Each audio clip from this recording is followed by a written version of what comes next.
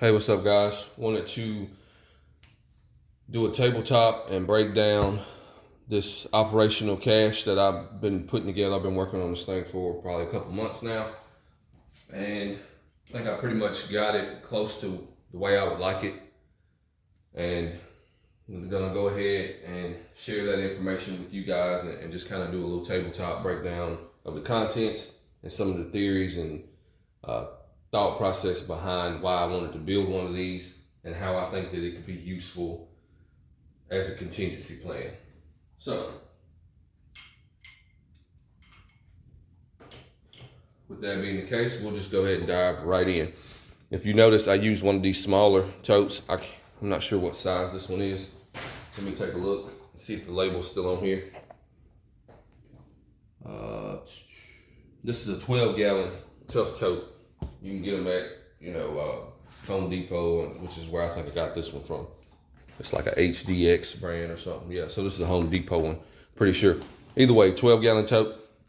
I could have went with one of the larger, like 27-gallon totes, but I wanted to be mindful, and I don't want to try to pack everything into this thing, because you know how it is when we start looking at packing for certain circumstances or different contingency plans. It's very easy to just continually add stuff, and the next thing you know, you got every damn thing in the world in there, and it weighs a ton, and it's cumbersome, and it's giant. So the thought process behind this for me is that this is something that I can store at a trusted family member or close friend's home. I can store it. It'll be small-ish, somewhat small, store it out of the way, and then it'll be there in the event that I need it. And let's talk about what type of circumstance you might need this in. So even if it could be something that would be one horrific thing or very tragic, would be like a house fire. Typically when people have house fires, they pretty much lose everything, which is not something that I would wish on anyone, but it does happen, right? And it doesn't have to always be something like, total chaos, shit hit the fan, mobs and looters in the street. It doesn't have to always be that kind of circumstance. Sometimes life just hits you with a right hook, and it takes you a while to figure out where it came from or what happened exactly, and get your feet back under you. That's just the way it is, right? So in the event of that, it could be something a little bit more sinister or nefarious going on. It could be a situation where you're not able to go home. Maybe there's a train or a chemical spill, and you're under mandatory evacuation, and you just found out on your way home from work that your family already had to evac, and they're going to meet you at location whatever, or a hotel, or whatever it may be. And let's say that you don't have access to the majority of your tools. Let's say things take a left turn and get kind of sporty, or maybe you just want to have the peace of mind of having some extra equipment available to you, right? But you can't access your primary kit. All right, nothing wrong with that. And all of that is possible. So we'll just go ahead and start taking a look at what I put together here. So pop the lid off. Right here, I got just a small Magellan Outdoors. It's just like a small assault style pack or size as far as reference of size. Pretty small, not real huge, but I use this as an everyday carry bag for a little while, and it works, right? It's nothing too flashy or too tactical, but it's got some decent padding and 2 straps, so you can carry some items in there. So I like that. I like the idea of having a pack available to me that's gonna hold up. It's decent quality, and it's inexpensive, and I'm not gonna really miss it with it being stowed away, right? Everybody's got a few bags like that, and we talked about this probably a year or two ago in my gear philosophy as far as upgrading gear over time. Sometimes I sell older gear, sometimes I rat hole it so that I can have it for contingency plans, and also in the event that a buddy needs a kit or something like that, or maybe you're in a situation where a neighbor or something like that is wanting to assist you or assist the community with some kind of event that may have taken place, but they don't have the necessary items, but they have the want to, the will to serve, and they're physically capable, and so on and so forth, but they just don't have all the items that they need. So that's another reason why I like to keep stuff like this. So we got a small pack in there, right? So no big deal there. We got just 2 collapsible water bottles, like bladder style, and that's just so that you can collect water. So ideally, this is going to be stored at someone's home, like I mentioned, right? I'm not talking about burying shit in the woods or anything crazy like that. I get it that, that may be applicable to some people in some circumstances, but that's not something that I'm really entertaining right now. So it's at somebody's house. I can access water. This is just an alternate means for me to be able to collect water before I step off, right? So if I can go there, retrieve my kit, fill up these bladders, maybe get a few bottles of water, whatever. I just got another way to carry some water. You could use a 1 quart canteen, 2 quart canteen. It doesn't matter, just a way to carry water for drinking so that you can have access to it. Here I got 2 MREs, full MREs. They're not field stripped or none of that cool guy stuff. It's just 2 MREs. One of them's a commercial grade, one of them's a Department of Defense MRE. So we got Sloppy Joe, and then we got spaghetti with meat and textured soy flour sauce. This is like one of the humanitarian style, or FEMA. Wow. This is one of the FEMA rations. So 2 MREs. So now we got calories, right? So that's covered.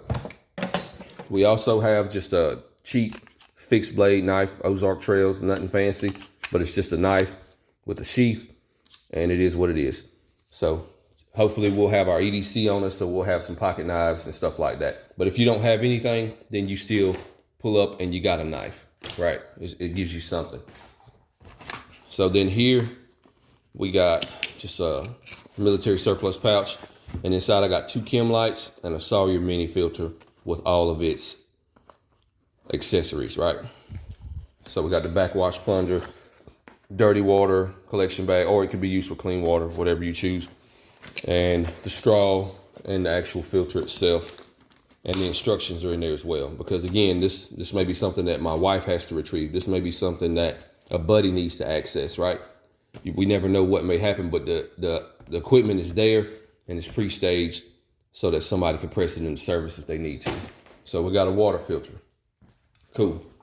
Right here, we got brand new PMags. So I got 1, 2, 3, 4, 5, 6, and then that makes 7, right? So we got a combat load of brand new PMags. And yes, they're still in the wrapper and they are empty. Okay, I get it. So that brings me to the next component of the kit, which is just a spare chest rig. So this is my old Chi-Com, or modernized Chi-Com rig by 762 Tactical.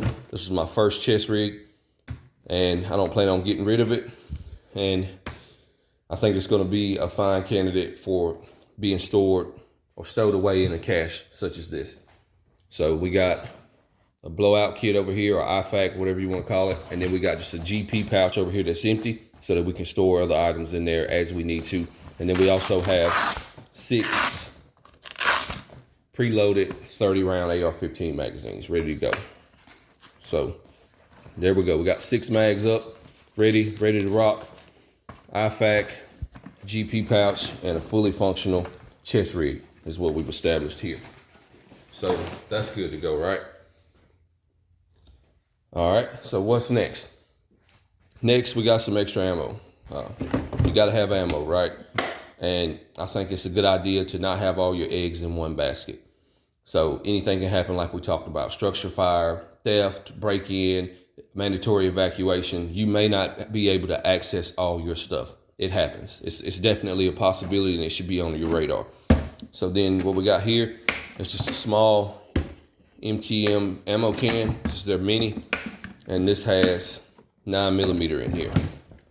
So we got 50, 100, 150 rounds of 115 grain FMJ MagTech. I get it. It's not some kind of super cool jacketed hollow points, but it's still quality ammo that goes bang, and it still does what ammunition does, right? Then here we got 100 count of AAC, 115 grain Hornady XTP jacketed hollow points. Now this is defensive ammo. It's old school. It's been around for a long time. XTP projectiles have been around for a while, but they work. They're reliable performers. They may not expand as much as some of the newer offerings that are on the market, like Gold Dot and HST and stuff like that, but they do work and they do expand reliably, and it's quality ammo. So that's what we got in this can, and we'll just set it over here. And then right here we got a 50 cal GI can. just set this out of the way for now so it's not cluttering up the table. And then in here, what we have is 500 rounds of 55 grain AAC 5.56 ammo. All right, so we got 500 rounds. I got them in just vacuum seal bags. And I got some moisture absorbers in there, some desiccant packs as well, just to prolong the life of the ammo while it's in storage. And then we got some Herters 22 long rifle, 36 grain plated hollow points. I just dropped those in there because I didn't really have another place for them, and I didn't really need them anywhere else. A 22 rimfire is not a component of this kit, but I mean, they're very common. A lot of people have them, and you could very easily stow one of those as well if you wanted to. And if not, then you got some 22 rimfire. Maybe you can leave it behind if you don't want to deal with it, but it's just another option, right? So we got 500 rounds of 5.56. We got, what do we have here? 250 rounds of 9mm. So that's cool. And then, just to kind of recap, we got our 7 brand new PMags. We got our water filter. We got a couple of MREs. We got a El Cheapo fixed blade, but it's still a knife. We got a couple water bladders to carry water, some containers. We got a chest rig that's stocked out and ready to go. And we got a small little pack just to carry extra goods in, right? So as far as the weaponry side of it, what I am proposing for this application is what I will show you next. Just let me get some space cleared out here. All right, so as far as the rifle, we have a rifle case, just a padded case, just so the rifle's not just sitting out in the open, right? Be a good idea to have it stored in a safe at your buddy's house, but maybe that's not gonna be an option. So we got a padded case. And then we got just my original, or my first AR. It's a Delton DT Sport or something like that. Nothing fancy, just a low tier AR-15, but it works. I've had it for a while and it still shoots just fine. And I have not done like a whole crazy high volume rapid fire on it or anything like that. Taken a couple classes with it, but it's still got plenty of life left in it. 16-inch barrel, got a primary arms red dot on here that runs on a AA battery. And then we got just a little cheap white flashlight on there. Got a flip up Magpul rear, and got a sling here, padded adjustable 2-point sling. This setup works. There's nothing wrong with it. It'll get you by. Now, granted, it is not my top tier gun. It is not my main squeeze or anything like that. And it shouldn't be, because this is something that I'm going to be stowing away, right? I'm going to be stowing this in an offsite capacity. I don't want to put my primary equipment in a cache. I want to put, secondary, tertiary equipment in a cache. And that's why I believe in having multiple rifles, multiple pistols. To an extent, I don't want to necessarily have 20 ARs or something like that laying around, but a few ARs so that I can be flexible in my application across the board. All right, so for a handgun, we got a PSA dagger frame with a Glock 19 slide on there. And 15+1, we got a Bravo concealment inside the waistband holster. Very simple, but it works again. So that gives us a decent pistol. It's not like a competition gun. It's not some decked out, Gucci Glock or anything like that. It's just a damn 9mm handgun that goes bang when we squeeze the trigger. That's it. That's what we're looking for. Then we got a spare mag and a mag carrier. This is a 17-round mag. So there we go. We can still conceal carry with this setup if we need to, and we're good to go.